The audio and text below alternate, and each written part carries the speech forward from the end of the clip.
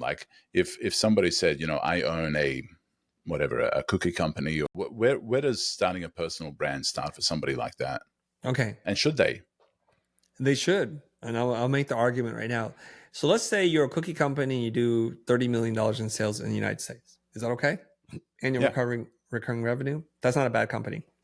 Let's say that you have two identical companies. All right, no, let's start with hypothetical one. You have one company and there's no real brand. There's just the cookie company. Yeah. Okay, but it was founded by a guy named Paul. And Paul is a multi-generation baker, cookie maker, all that kind of stuff. And then Paul all of a sudden decides one day he's going to start sharing recipes and talking and producing content around his love for cookies and what makes the difference between that kind of cookie and this and how many grams of chocolate. So he becomes like the Willy Wonka personality of cookies.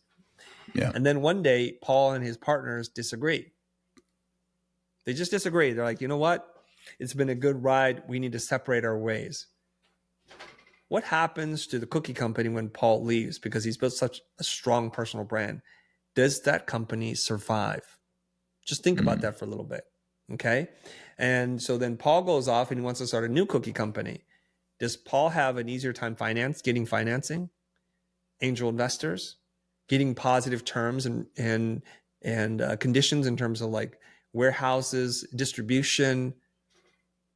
And I think the answer is yes, yes, and yes. And then Paul's like, hey, everybody, I've started a new company. I'm going to be opening up in January of next year.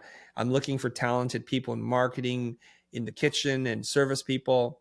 And all the old people are like, we're with Bob. He's a bozo.